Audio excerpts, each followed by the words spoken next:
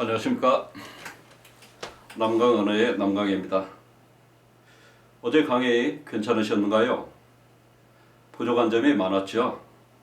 짧은 시간에 많은 내용을 해야 하기에 부족한 점이 많으리라 생각합니다. 질문이 있거나 궁금증이 있으면 제 블로그 남강언어에 질문을 남겨주시면 다음날 답변을 드리도록 하겠습니다. 오늘은 제2강 54쪽입니다. 이 글은 분석과 직관에 대한 글이죠. 자, 54쪽입니다. 전체적으로 5문단으로 나눠지게 되네요. 그 다음에 각 문단에 있어서 첫 번째 문장은 반드시 밑줄을 그어주게 됩니다. 밑줄입니다. 실증주의에서 지식은 인식 주체의 개입 없이 온전히 객관적으로 얻어지는 것만이 참된 지식이다. 그렇습니다. 쭉 밑줄입니다. 자, 여기서 중요한 말의 형태는 실증주의, 지식, 객관적, 참된 지식, 동그라미입니다. 실증주의가 뭡니까? 어떤 관찰이나 실험으로서 검증할 수 있는 것만을 갖다 인정하는 형태입니다. 관찰이나 실험으로서 검증되어진 지식만을 참된 지식으로 본다는 이야기입니다. 이러한 입장에서 보면 인식 주체의 적극적 역할을 전제할 수밖에 없는 것입니다. 인식 주체가 개입될 수밖에 없는 형이상학을 비롯한 인문학적 지식은 일종의 사이비 지식이 되는 셈이다. 그렇습니다. 딜타이너 그렇습니다. 인물이 나오면 제가 동그라미 해라 했죠. 그 다음에 이 인물이 주장하는 부분 형태는 잘 정리를 해야 될 겁니다. 딜타이 동그라미. 자, 딜타이 그 다음에 조금 밑줄입니다. 인간의 모든 지식을 객관적인 과학적 지식을 기준으로 재단하고 평가하려는 실증주의의 반대 것입니다. 쭉 밑줄입니다. 자, 결국 실증주의는 어떤 겁니까? 모든 지식을 과학적, 객관적이고 과학적 지식의 기준을 대고서 되면은 지식이다, 지식이 아니다 이렇게 평가를 냈다는 이야기입니다. 그렇죠? 이 실증주의에 반대하며 그렇습니다. 정신과학과 자연과학을 구분하였다 그렇습니다. 여기까지 밑줄입니다. 자, 딜타이 동그라미, 실증주의의 반대 동그라미, 정신과학과 자연과학 동그라미. 정리해볼까요? 딜타이는 실증주의의 반대였습니다. 그 다음에 정신과학과 자연과학을 갖다 구분했죠. 정신과학의 방법은 인식 주체의 개입을 기꺼이 인정하는 이해이며 자연과학의 방법은 인식 주체의 개입을 철저히 배제하는 설명이다. 그렇습니다. 이 말은 뭡니까? 정신과학의 방법은 인식 주체가 개입되어야 되는 겁니다. 자연과학의 방법의 형태는 인식 주체의 개입을 갖다 배제하는 것이죠. 그는 그렇습니다. 그가 누굽니까? 딜타이죠. 각각의 분야에 고유한 방법이 존재한다는 점을 역설하며 그렇습니다. 자, 정신과학의 분야나 자연과학의 분야에 고유한 방법이 존재한다고 강조하고 있다는 이야기입니다. 그렇죠? 그래서 정신과학의 고유성을 확보하려 하였다 그렇습니다. 이와 유사한 맥락에서 베르그송은 그렇습니다. 또 다른 인물이 나오게 됩니다. 베르그송 동그라미. 자, 그 다음에 쭉 밑줄 해봅시다. 형이상학이 지닌 고유성과 독자성을 구체적 방법론적 차원에서 부각하였다 그렇습니다.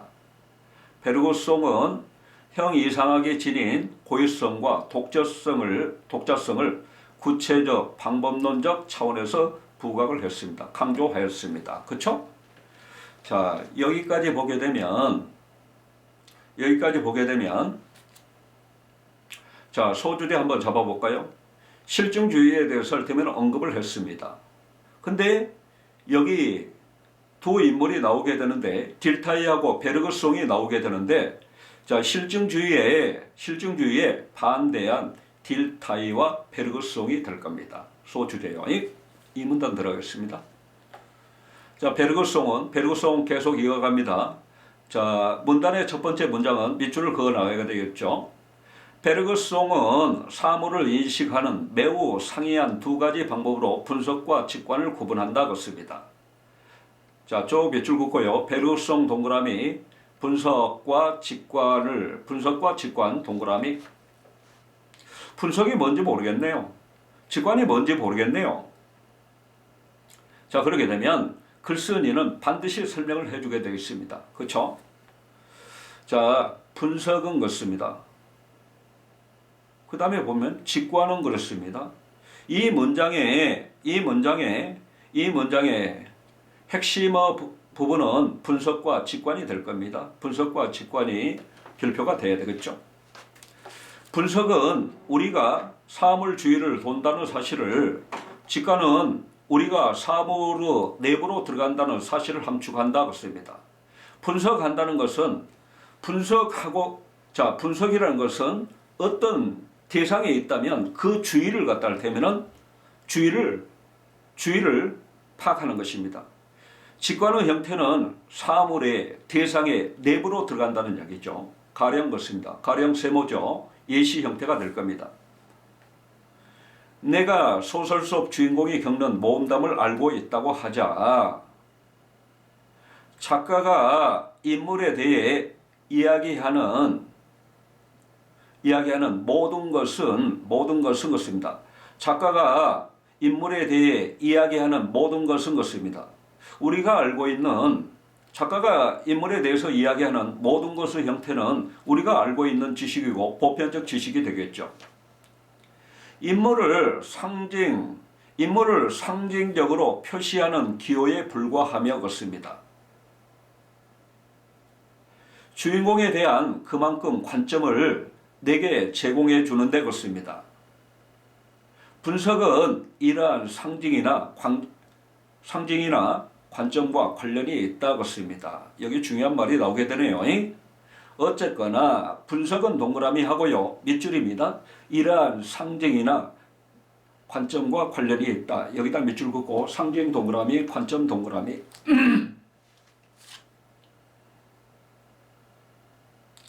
자, 작가가 묘사한 인물의 성격은 내가 이미 알고 있는 인물이나 사물과 비교해 봄으로써만 파악할 수 있다 그렇습니다. 상징이나 관점은 나를 인물의 외부에 위치시키고 그 인물의 다른 인물과 공통으로 지닌 것을 알게 할 뿐이므로 알게 된 것은 인물이 지니고 있는 고유한 것이 아니며 불완전한 표상이다 그렇습니다. 자, 분석과 관련된 말들이 많이 나오게 됩니다. 상징이 나오고 관점이 나오고 불완전한 표상 형태가 나오게 됩니다. 그러나 그렇습니다. 그러나 역접족수에다 세모를 해주라 했죠. 그러나 직관은 그렇습니다. 직관은 동그라미 한순간 내가 주인공과 합치할 때 그렇습니다.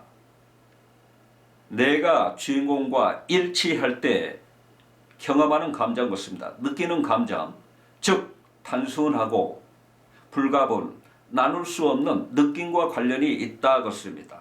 그렇죠? 직관은 동그라미하고 쭉 밑줄입니다. 자, 그 다음에 여기 뒷부분에 단순하고 불가분한 느낌, 여기다 동그라미. 자, 분석은 상징과 관점과 불완전한 표상과 관련이 있고, 그 다음에 직관의 형태는 단순하고 불가분한 느낌, 이것과 관련이 있죠. 이때 주인공의 말과 행동은 불가분한 느낌으로부터 자연스럽게 흘러나오는 것처럼 보인다. 인물의 고유한 것, 즉 본질을 구성하는 것은 본래 내적인 것이므로 외부에서 지각될 수 없고 그렇습니다. 외부에서 지각될 수 없다는 이야기는 분석할 수 없다는 이야기죠.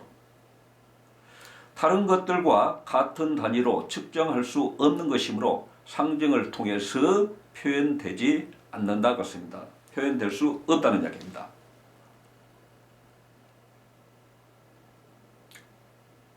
자, 베르그송이 말한 분석과 직관의 구분은 인물의 성격에 대한 상징적 표현과 인물에 대한 불가분한 느낌 사이의 구분에 해당된다 것입니다. 여기 중요하죠. 전체 쭉 밑줄 하고요. 베르그송이 말한 분석과 직관의 구분 동그라미, 그 다음에 상징적 표현 동그라미, 불가분한 느낌 동그라미. 상징적 표현의 형태는 분석이 되겠죠. 불가분한 느낌의 형태는 직관이 되겠죠. 자, 그러게 되면 이 문단에서 가장 많이 나온 말의 형태는 분석과 직관입니다. 분석과 직관이 뭡니까? 사물을 갖다 인식하는 방법의 형태죠. 그래서 이렇게 주제를 잡아주면 되겠네요. 사물을 인식하는 상이한 두 가지 방법, 분석과 직관이라고 해서 한번 잡아주면 될 것 같습니다. 자, 3문단 들어가겠습니다.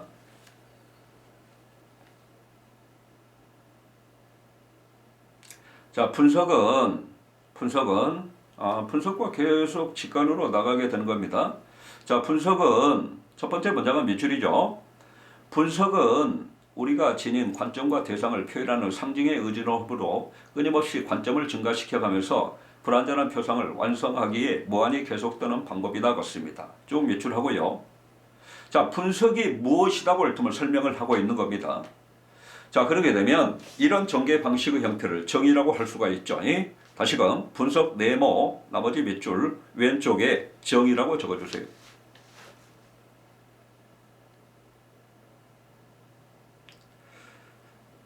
자, 또한 그렇습니다. 분석은 분석으로 계속 이어지네요. 분석은 대상을 기지의 요소 것입니다. 기지의 요소란 이야기는 무슨 이야기예요? 이미기자, 알기자. 이미 알고 있는 요소 것입니다.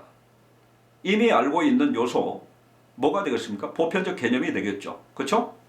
자, 대상을 기지의 요소로 환원시켜 가는 작용으로 보편적 개념만을 사용하여 우리에게 이미 알려져 있는 다른 대상들의 측면에서 대상의 본성을 파악한다고 씁니다. 표현한다고 씁니다. 결국 그렇습니다. 결국 중요하죠. 세모입니다. 자, 분석의 방법은 동그라미 하고요. 그 사물이 아닌 것을 통해 다른 대상을 통해 사물을 이해하는 행위이며 그렇습니다. 쭉 몇 줄입니다. 자, 이를 통해서는 이렇게 해서는 그 대상이 다른 대상들과 공통적으로 갖고 있는 것만을 알 수 있으며 그렇습니다. 대상의 독특한 것을 결코 알 수 없다 그렇습니다. 대상의 독특한 것을 결코 알 수 없다. 여기다 밑줄 긋고 독특한 것 동그라미 하고요. 본질이라고 적어주세요. 대상의 본질을 알 수 없다 그렇습니다.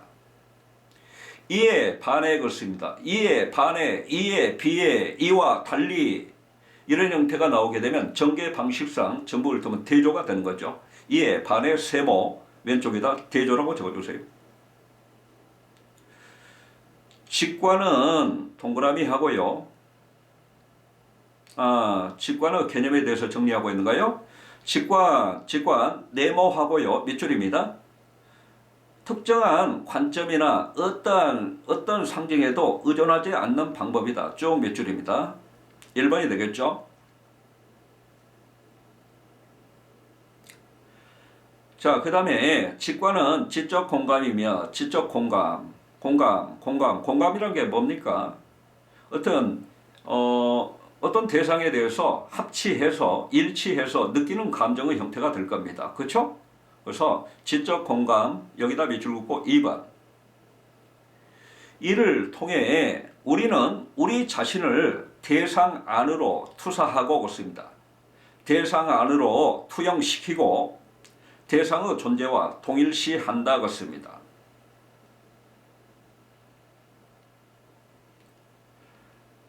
따라서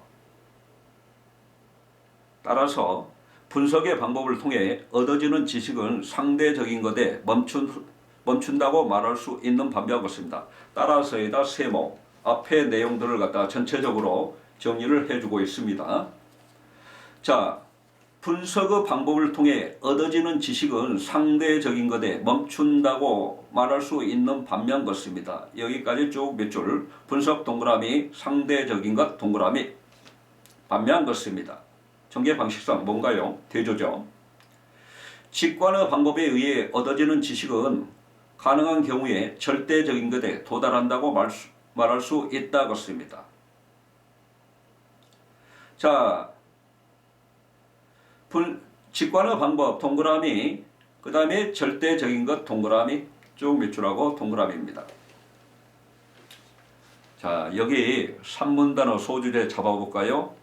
결국 분석과 직관에 대해서 이야기하고 있는데, 자, 분석이 무엇이다, 직관이 무엇이다 정의했죠.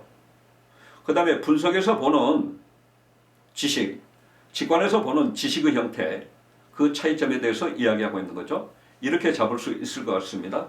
분석과 직관의 정의 및 그 다음에 지식의 차이, 이렇게 잡을 수 있을 것 같습니다.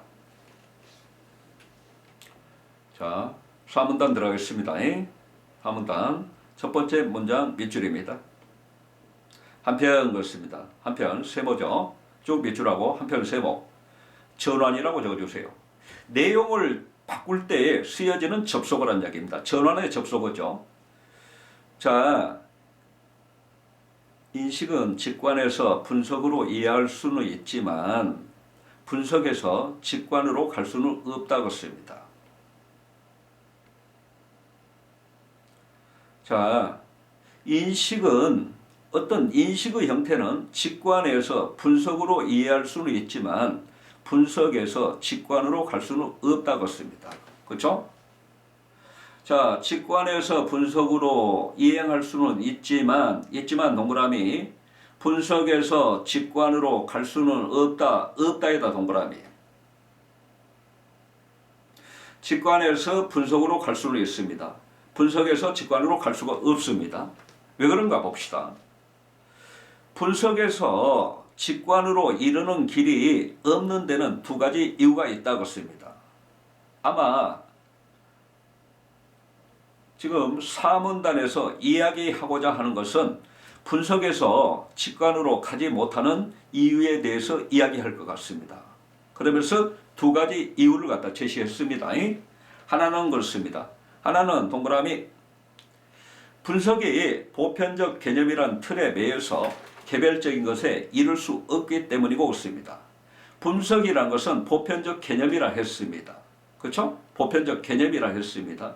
자, 보편적 개념에 얽매여 있어서 개별적인 것에 이룰 수 없기 때문이고 없습니다. 쭉 몇 줄이죠? 다른 하나는 이때 개념은 한 대상의 부분들이 아니라 인위적 요소들이기 때문이다 그렇습니다. 이때 개념은 그렇습니다. 개념에다 동그라미 하고요. 보편적 개념이라고 적어주세요. 이때 이 개념, 보편적 개념의 형태는 그 대상의 부분이 되지 못하는 것입니다. 파트가 되지 못하죠. 하나의 요소에 불과하다는 이야기입니다. 그 요소의 형태는 인위적 요소인 것이죠. 인위적 요소들이기 때문이다 그렇습니다. 자, 한 개념은 많은 대상의 공통적인 것을 포착해서 유사성을 추출한 것으로 씁니다. 우리가 알고 있는 개념, 보편적 개념의 형태는 많은 대상의 공통적인 것에 초점을 맞춰서 유사성을 추출해낸 것입니다. 유사성은 대상의 속성이고 속성은 마치 이 성질을 지닌 대상의 일부분인 것처럼 보인다고 씁니다. 이 유사성을 대상의 속성으로 보고 있는데, 대상의 속성이라고 보고 있는데, 이 속성이 마치 이 성질을 지닌 대상의 일부분인 것처럼 보인다고 씁니다.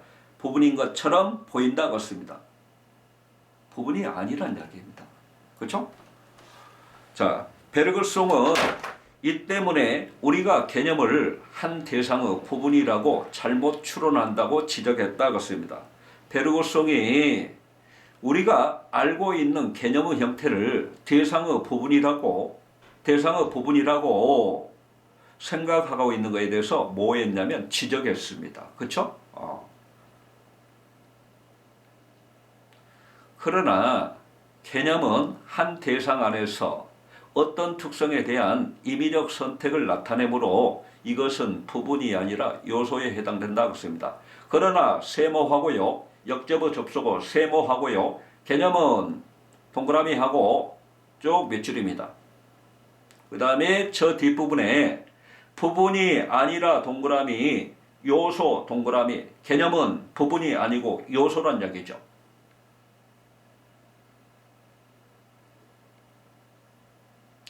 자, 부분이라는 것은 대상 안에 함축된 전체를 의미하기 때문에 만약 부분들이 주어지면 전체를 재구성할 수 있다고 했습니다. 부분을 통해서 전체를 재구성할 수 있죠. 반면 그렇습니다. 여기다 세모, 전개 방식상 대조가 되겠죠. 요소는 그렇습니다. 요소는 인위적 요소, 보편적 개념의 형태는 대상의 구조 전체를 함축할 수 없고 결과적으로 원래의 대상을 재구성하기 위해 사용될 수도 없다고 했습니다. 자, 요소는 동그라미하고 나머지 몇 줄입니다. 개념들의 어떤 결합도 대상을 온전하게 복원하지 못하는 것은 개념들이 요소이기 때문이다 그렇습니다. 그렇죠? 지금 여기 사문단에서 이야기하고자 하는 것은 자, 앞에 나와 있듯이 분석에서 직관으로 이룰 수 없는 이유에 대해서 이야기하고 있습니다. 그렇죠? 그렇죠? 그래서 소주제가 될 수 있겠습니다. 오문단입니다. 읽어보겠습니다. 분석과 직관은 동시에 이루어질 수 없으며 서로 대립적인 성격을 지닌다고 했습니다. 쭉 몇 줄입니다. 분석과 직관 동그라미, 대립적인 성격 동그라미. 분석과 직관은 대립적이죠. 자, 실증 과학의 수단이 되는 분석은 그렇습니다. 실증 과학의 수단이 되는 분석은 대상의 주위를 돌도록 운명지어져 있으면서도 그 대상을 포착하려는 영원히 이루어질 수 없는 욕망을 지니고 있다.